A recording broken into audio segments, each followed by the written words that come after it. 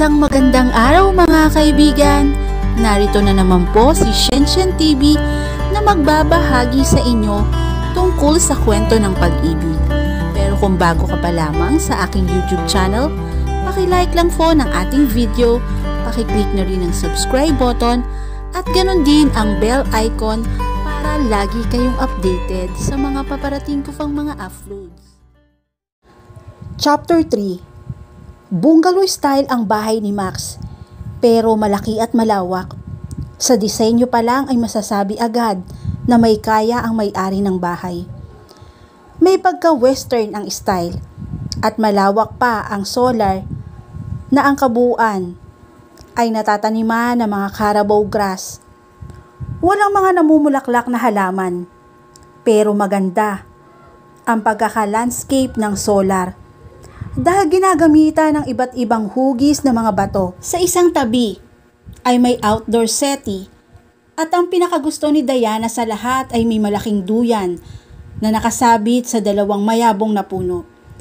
Sa bandang itaas ng duyan ay may clear net na sumasalo sa mga dahon. Ginaya nga iyon 2 beses sa isang buwan at may naglilinis doon. Ayon sa kwentuhan, bukod sa malawak na palayan, ay malawak din ang lupa ni Max sa may paanan ng bundok. Narito na kami, anunsyo ni Moira. Bago pa man sila pumasok sa bahay. Pasok! Sigaw rin ang tao sa loob na nabosesa ni Diana na kay Max. Binalingan siya ni Moira. Hindi pa rin nawawala ang pang-iintrigang ngiti ng kaibigan. Kahit paano ay alam nito na broken-hearted siya. Hindi lang alam ang buong kwento. Pasok daw tayo, Diana. Naiikot niya ang mga mata. Moira, will you lose that grind, please? I can't help it. Dati ko nang naisip na bagay na talaga kayo. And now, hindi ko mapigilan ang kilig ko sa inyo eh. Parang gusto kayong ipagtayo ng fans club at syempre, ako ang presidente.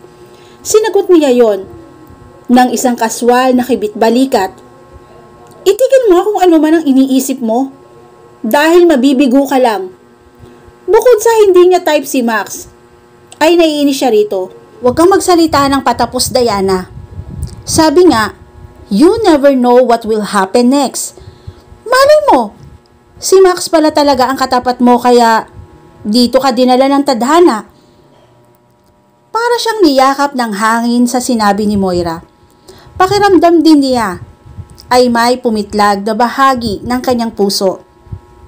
Bakit nga ba sa San Mateo siya napadpad? Nasa terminal na siya noon ng bus. Nakaupo sa waiting area habang paruot parito ang mga tao. Dahil sa puyat at pag-iyak ay hindi niya napaglabanan ang antok. She decided to take a nap. Tutal naman ay wala pa ang bus na sasakyan. Hindi niya alam kung paano at gaano katagal nakatulog, pero isang babae ang gumising sa kanya.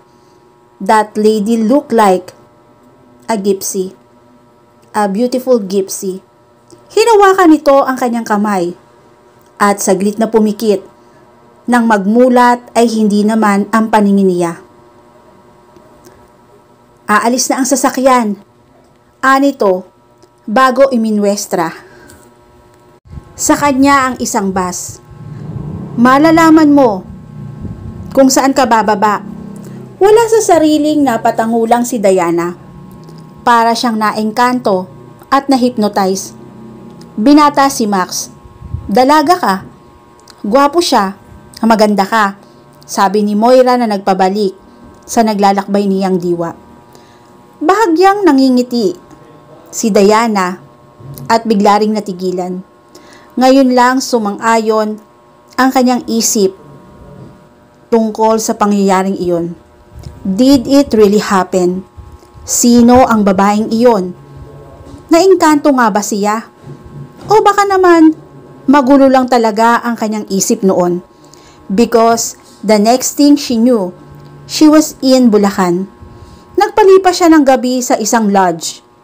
Doon niya nakita ang isang anunsyo ng bahay at lupa sa San Mateo na ipinagbibili. Naging interesado siya. She checked the place out at nang makitang tahimik doon, ay agad niyang binili ang bahay at lupa. Hoy, Diana! Napabaling siya kay Moira. Nabuksan na pala ang pinto ng bahay. Ano nga uli ang sinasabi nito? Ang panunukso sa mata at mukha ng kaibigan ang nagpabalik sa kanyang kasalukuyan. Tinutukso nga pala siya nito kay Max. For Pete's sake, Moira. Sinong gwapo at sinong maganda ang sinasabi mo? Moy? At bakit para kayong mga bubuyog na nagbubulungan? Came the baritone voice of Max. Pinigilan ni Diana ang sarili na mapangiwi. Baliwalain mo na lamang siya. Diana, ignore him. Isipin mo na lamang na hindi siya nag-i-exist. Yon ang pinakamabuti mong gawin. Usal niya sa sarili. Sa malawak na sala, ay bumulaga sa mga mata ni Diana ang malalaking kahon. Sa lapag ay nakakalat ang iba't ibang klase ng school supply. Naroon si Max. Agad napansin ni Diana na nakapaalamang ang binata at naka-short at punting sando. Napansin din niya ang ngiti ni Max na humahanga sa mga mata nito. Why his eyes seemed to be smiling too. Ganun pa man, nagawa niyang padaanan lang ito ng tingin. Usapang babae yon, Max. Huwag kang sumabat. Pambabara ni Moira kay Max. Kahit paano ay nakahinga ng maluwag si Diana na hindi siya nilaglag ng kaibigan. Moira gave her a lopsided grin. Muli ay naiikot lang niya ang mga mata. Mabilis na tumalili si Moira.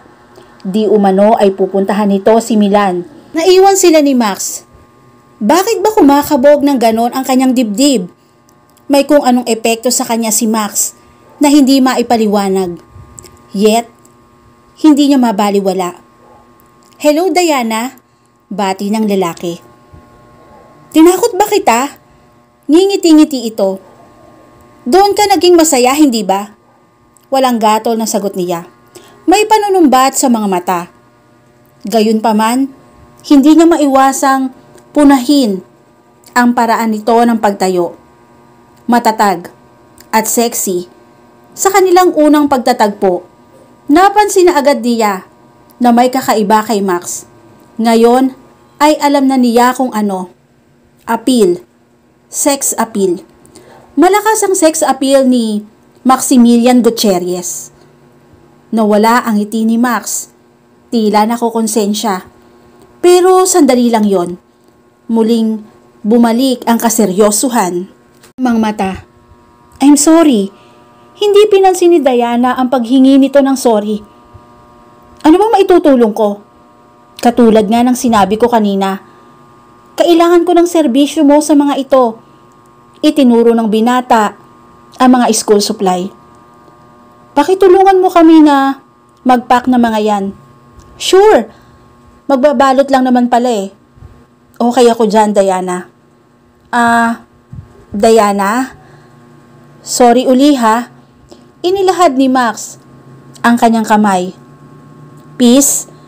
Gusto sana niyang magmatigas, pero hindi napigilan ng sarili na tanggapin ang paghingi ng sorry ng binata. Isa pa, kapitbahay niya ito at ilang beses na siyang nagtrespass sa lupain nito. Hindi maganda kung magmamatigas pa siya. Matipid siyang tumango, pero hindi pinansin ang kamay ni Max. Inilapat na niya ang paningin sa mga kahon.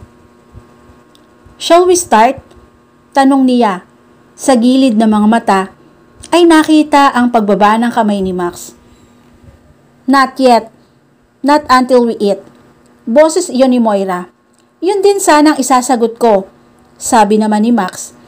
Nilapitan nito si Diana at hinawakan ang kanyang siko. Marahil ay para igiya sa komedor. Pinigilan niya ang pagkislot nang dumaiti ang kamay ni Max sa kanyang balat. Naramdaman na naman kasi niya ang spark na nililikha ng pagkakadikit ng kanilang mga balat. It was weird dahil parang nanunulay ang spark patungo sa kanyang puso. Sinabi ni Diana sa sarili na hindi na lang niya papansinin si Max, subalit hindi niya mapaglabanan ang sarili na paminsan-minsan ay sulyapan ng binata. She could not help it. Naagaw nito ang kanyang atensyon. Parang magnet na hinihigop siya. Tutok na tutok si Max sa ginagawang pagbabalot ng school supplies. Base sa palitan ng usapan ni na Max, Milan at Moira, napag-alaman ni Diana na taon-taon ay ginagawa ni Max ang pagdodonate ng kung ano-anong relief goods sa eskwelahan, pati na sa charity institution na nasa bayan. Naibulong na ni Moira sa kanya na kaya 4 lamang sila ay dahil anonymous ang pagiging donor ni Max. Ngayon, nakita niya ang ginagawa ng binata. Aaminin niyang nawawala ang kanyang inis dito. Agad na nag-iwas ng paningin si Diana nang makitang nag-angat ng mukha si Max. Ayaw niyang mahuli siya ng binata na nakatingin. Bukod sa naghatid ng kaba ang mga mata nito, ay ayaw niyang bigyan ng dahilan si Max para tuksuhin siya. Kapag ka nangyari yon, ay baka mainis na naman siya rito. Guys, maghahating gabi na. I think it's time to call it a night. Ana ng binata.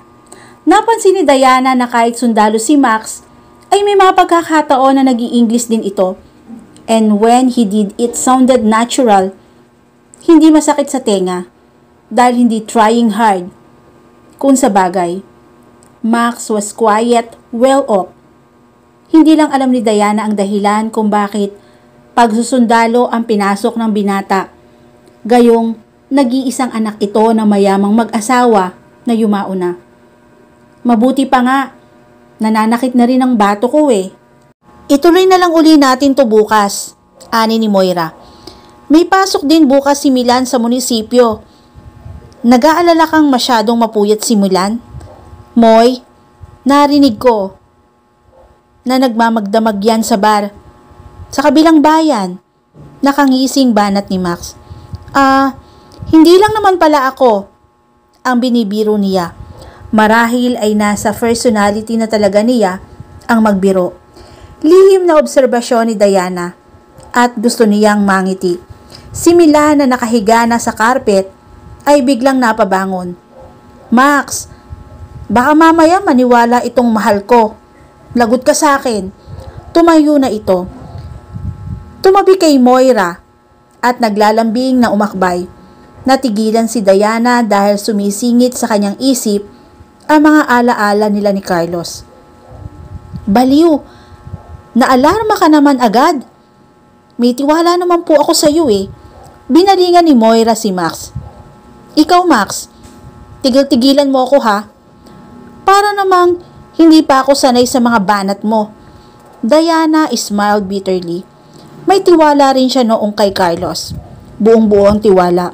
Pero nabaliwala ang tiwalang yon. Sa isang iglap ay tila nawasak ang kanyang puso. Napasulyap siya kay Max. And she realized he was eyeing her. If her stared long enough, nakita nito ang pagdaan ng halo-halong emosyon sa kanyang mukha.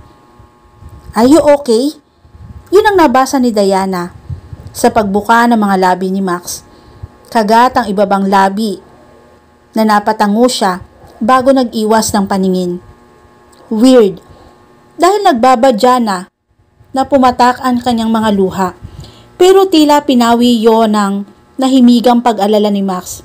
Pakiramdam ni Diana ay tumago sa kanyang puso ang pag-aalalang iyon.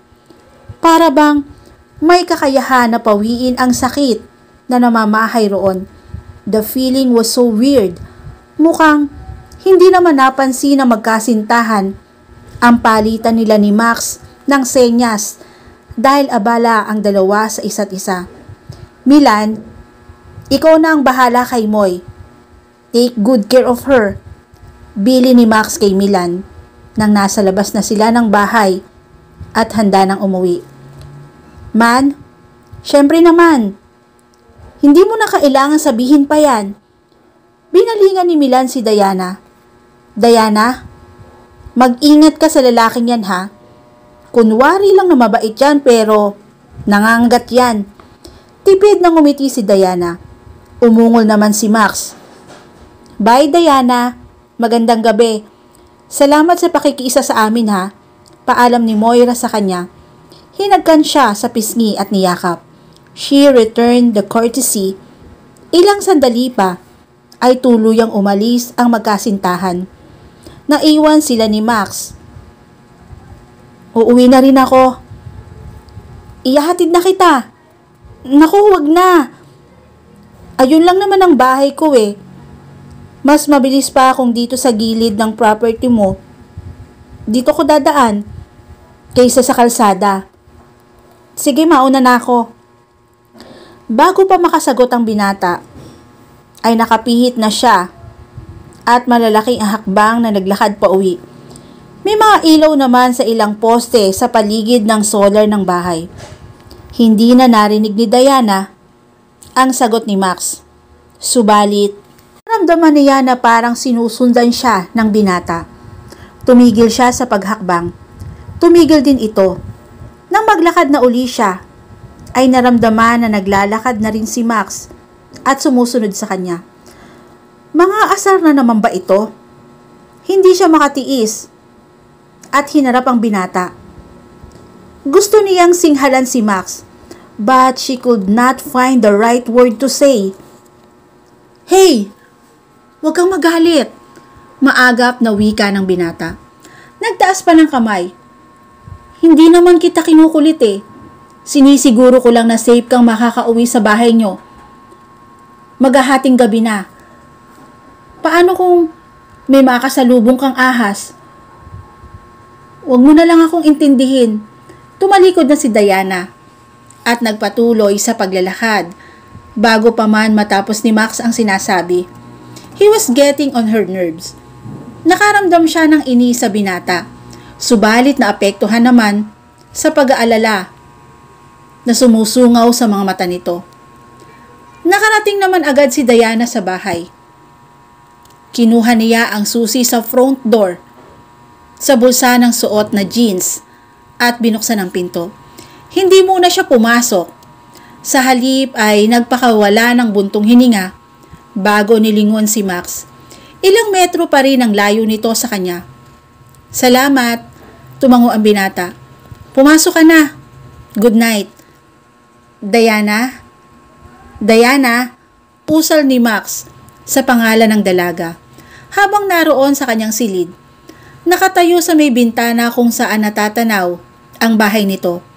Isang oras na ang nakakaraan mula nang maihatid niya si Diana, pero bukas pa rin ang ilaw sa bahay nito. Marahil ay gising pa ang dalaga. Hindi makatulog dahil inaalala ang kabiguan. Kabiguan sa pag-ibig. Nung unang makita ni Max si Diana sa treehouse na umiiyak, hindi pa siya sigurado na dulot ng kabiguan sa pag-ibig ang pagluha nito. Kanina lamang niya nakumpirma dahil palihim niyang pinagmamasdan ng dalaga. Hindi niya mapaglabanan ang kagustuhang matitigan si Diana. Tila ayaw lisanin ng kanyang mga mata ang dalaga.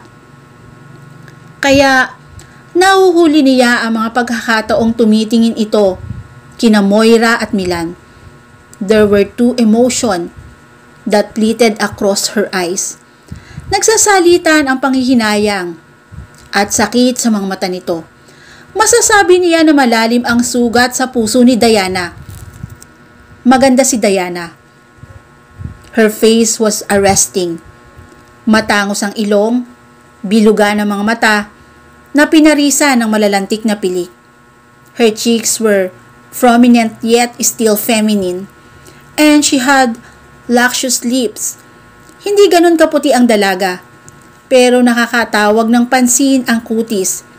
It looks soft and rich. Ipokrito. At sinungaling siya kung sasabihin na hindi siya physically attracted kay Diana. Ang totoo, tila tinutuso ni Diana ang kanyang pagkalalaki. Good Lord! Unang kita pa lamang ni Max sa dalaga ay gusto na niyang hagkan at damhin ang init ng katawan nito sa kanyang katawan. Yeah, that was the truth. Pinagnanasahan agad niyang isang babae na umiiyak sa ilalim ng treehouse. Kahit pa nakapikit, ay nakita pa rin niya ang sakit na iniinda nito. Hindi niya alam kung paano ipararamdam kay Diana ang kanyang presensya. Hindi niya alam kung paano ito aaluin. Kaya nga pinilit na lamang niya na ipakita sa dalaga ang seryosong mukha sa trabaho. Umakto siya na arogante, gayong palabiro talaga siya. Physical attraction was just a game. At alam ni Max na laruin yon. He knew his way around women very well. Pero pagdating kay Diana, hindi niya alam kung bakit nagkakaroon siya ng wonderings at hesitation. Tila mas gusto muna niyang makita na hindi na malungkot ang mga mata ng dalaga. Mas gusto muna niyang makita ang tunay ng ngiti nito at marinig ang tunog ng halakhak. He wanted to see her living her life. But then, paano gagawin yun ni Max? Gayong mahigit 1 buwan lang kanyang bakasyon. He had a break for a month plus 1 week bago siya muling lumabas ng bansa at ma-enlist ng ilang buwan bilang UN Peace Corps sa Israel.